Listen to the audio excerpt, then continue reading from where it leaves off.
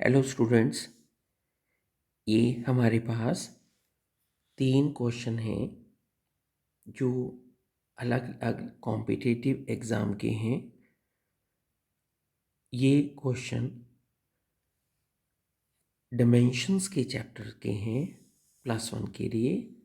हम एक एक करके इन क्वेश्चंस को समझने की कोशिश करेंगे। पहले क्वेश्चन को देखें। मैं यहाँ पर पहले क्वेश्चन की स्टेटमेंट बोलने लगा हूँ। If force F, work done W, velocity V are taken as a fundamental unit, then what is the dimensional formula of time t? सबसे पहले इसमें क्वेश्चन नंबर 1 की स्टेटमेंट को समझें। मैं क्वेश्चन नंबर 1 की स्टेटमेंट के अकॉर्डिंगली यहाँ पर अब क्वेश्चन करने लगा हूँ। ये फर्स्ट क्वेश्चन के लिए मैं आंसर यूज़ करने लगा हूँ। अगर आपने इस क्वेश्चन को पढ़ लिया है तो उन्होंने कहा कि अगर हमारे पास force F, work done W and velocity V fundamental unit है, मतलब हमें टाइम को एक्सप्रेस करना है in terms of force, work done and velocity.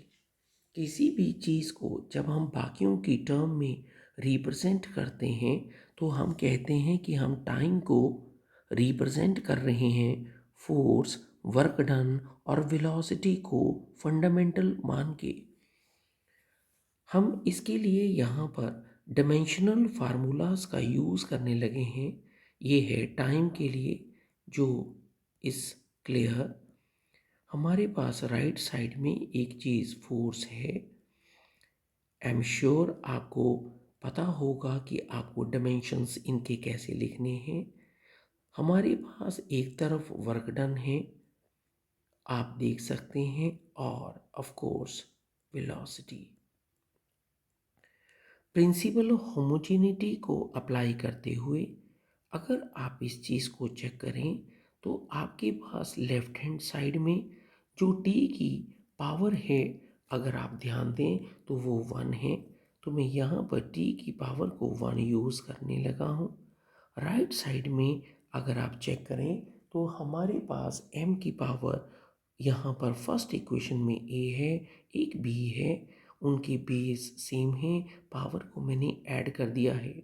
Length के लिए मेरे पास जो पावर राइट साइड में बन रही हैं, this is mathematically clear that L is equal to, हमारे पास राइट साइड में A है, एक हमारे पास यहाँ पर ट्वाइस ऑफ B है और एक हमारे पास श्योरली C है। टाइम के लिए राइट साइड पर हमारे पास ट्वाइस ऑफ A है minus twice of B minus C।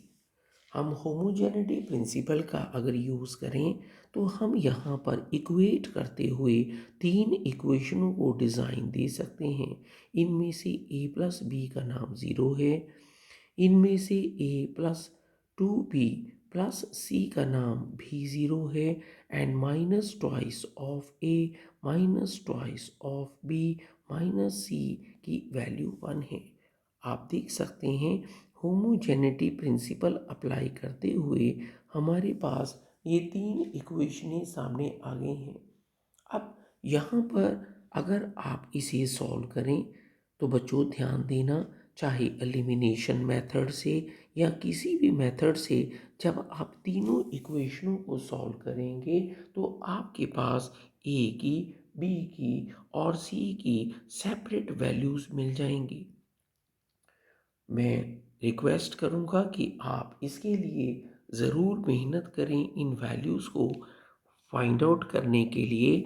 और अब मैं अपने आंसर को, MCQ आंसर को कंप्लीट करने के लिए फर्स्ट इक्वेशन में यूज़ करने लगा हूँ, और ये है हमारे पास फर्स्ट इक्वेशन डैश में मैं इसे यूज़ करने लगा हूँ, and you will get t, जो अब आपके पास आपको दिख जाएगा। f की पावर i है -1, आपके पास वर्क डन की पावर i है 1, और हमारे पास वेलोसिटी की पावर i है -1। ये हमारा आंसर रेडी है। आप ज़रा चॉइसेस को चेक करते हैं। आपके पास इस क्वेश्चन में अगर आप अपने आंसर को मैच करवाएं तो हमारे पास f की पावर -1 भी आपको दिख जाएगी, वर्क डन की पावर आपको 1 दिख जाएगी और v की पावर -1 आपको क्लियर इंडिकेशन दे रही है कि इस क्वेश्चन में चॉइस कौन सी है।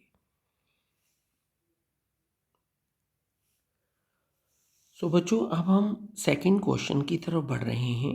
ये नीट का एक क्वेश्चन है। Frequency of vibration f of a mass m suspended from a spring constant k is given by f is equal to c m power x k power y। और आपको बता दिया गया है कि इसमें c के डायमेंशन नहीं है। आपको क्वेश्चन में पूछा है x और y की वैल्यू क्या है। अगर आपने क्वेश्चन अच्छी तरह पढ़ लिया है तो सेकंड क्वेश्चन का सलूशन देखें। आपके पास इस क्वेश्चन में फ्रीक्वेंसी को f कहा है। बच्चों, आप इस फ्रीक्वेंसी को अलग अलग नोटेशनों से नोटेट कर सकते हैं और आपको इस क्वेश्चन में ये दो चीज़ें गिवन हैं। अगर आपने डायमेंशनल फार्मूलों को रीड कर लिया है तो फ्रीक्वेंसी ये डायमेंशन तो टी इनवर्स होते हैं। सी के बारे में तो आपको इस क्वेश्चन में बताया नहीं है और आप इसीलिए सी डायमेंशनलेस होने के कारण मास के लिए यहाँ पर वर्ड यूज़ कर देंगे। स्प्रिंग कांस्टेंट नाम का एक वर्ड आपको दिख रहा होगा।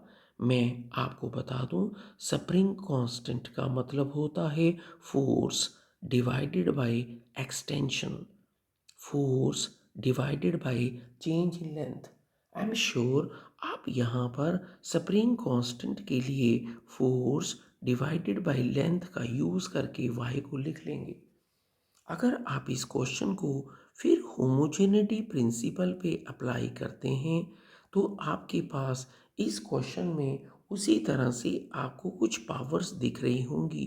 ये है m की पावर x और यहाँ पर y और आपके पास t की पावर, क्योंकि l तो कट गया है, you will get it like this. अगर हम इनकी पावर्स को इक्वेट करें तो लेफ्ट साइड में मास 0 है, जबकि हमारे पास राइट साइड में इसकी वैल्यू का नाम x प्लस वाई है। अगर आप इसकी सेकंड इक्वेशन को देखें तो इसकी दूसरी इक्वेशन में t की वैल्यू 1 है, -1 है एंड राइट साइड पे -2y है। आई एम श्योर बहुत इजी इक्वेशनों को सॉल्व करते हुए आपको 1 भी मिल गया होगा और आपको y के अलावा x भी मिल गया होगा। आओ अब चॉइसेस की तरफ चलते हैं और आपको ये चॉइस दिख गई होगी जो कि उस क्वेश्चन की एक डी चॉइस है।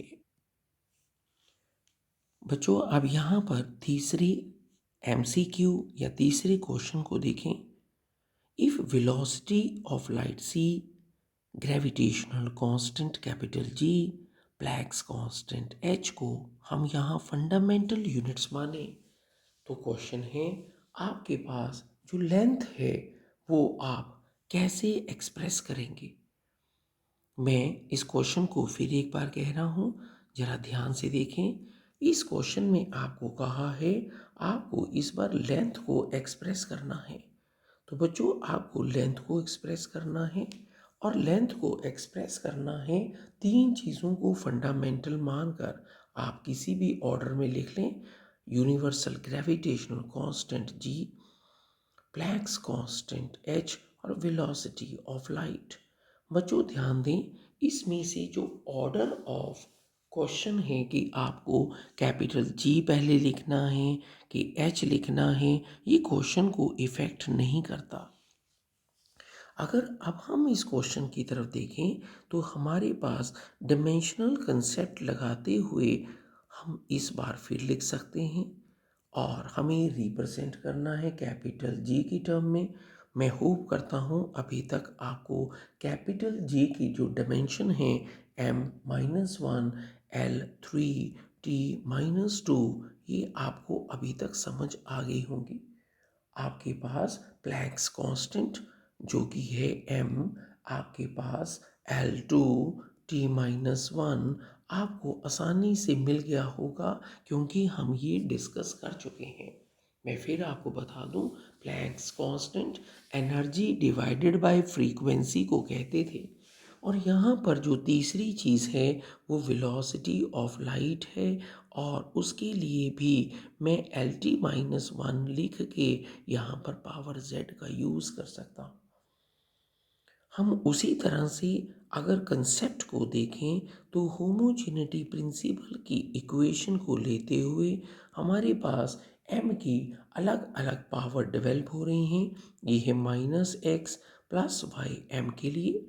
l की पावर्स को अगर आप चेक करें तो ये है आपके पास 3x, ये है आपके पास 2y, and surely z is there. T के लिए भी अगर आप चेक करें तो ये है -2x -y -z। अब इन चीज़ों को इक्वेट करते हुए आपको फिर उसी तरह से 3 इक्वेशनें मिलेंगी। मैं उनमें से तीनों इक्वेशनों को फिर एक बार मेंशन करने लगा हूँ। -x + y की वैल्यू 0 दिख रही होगी। ये आपके पास फर्स्ट इक्वेशन आ गई है। सेकंड इक्वेशन में 3x + 2y + z जो है वो 1 आ रहा है। ये आपके पास सेकंड इक्वेशन है। And the third equation itself says that कि the value is like this। आपको इन क्वेश्चनों की प्रैक्टिस देख लेनी चाहिए। इसके बाद बच्चों सल्यूशन के लिए है, मेरे को पता है आप यहाँ पर इन वैल्यूज़ को यहाँ ज़रूर यूज़ कर लेंगे, तो यूज़ कर लेना इक्वेशन 1 एंड 2 एंड 3। आपको एलिमिनेशन मेथड से x की वैल्यू, y की वैल्यू और z की वैल्यू क्लियरली आराम से मिल जाएगी। थोड़ा सा टाइम इसके ऊपर स्पेंड कर लें और अब आप अपने क्वेश्चन में वापस जा सकते हैं। और ये है आपके पास लेंथ जो कि g की पावर x 1/2, आपके पास प्लैंक्स कांस्टेंट की वैल्यू y 1/2 और वेलोसिटी ऑफ लाइट की पावर 3/2 की तरह यूज़ कर सकते हैं। एक बात और ध्यान दें, आपको इस क्वेश्चन में जैसे लेंथ मैंने पूछी इनकी टर्म में, हो सकता है आपको क्वेश्चन में पूछें कि इन्हीं की टर्म में टाइम कैलकुलेट करें। हो सकता है इसी क्वेश्चन में कहें इसी की टर्म में मास कैलकुलेट करें। आई एम श्योर आप यहाँ पर फर्स्ट इक्वेशन में जैसे ही आपके पास मेन इक्वेशन होगी वहाँ एल की जगह पर टी या एम यूज़ करके इस आंसर को अपने लिए फिर फाइनली कैलकुलेट कर लेंगे। Thank you.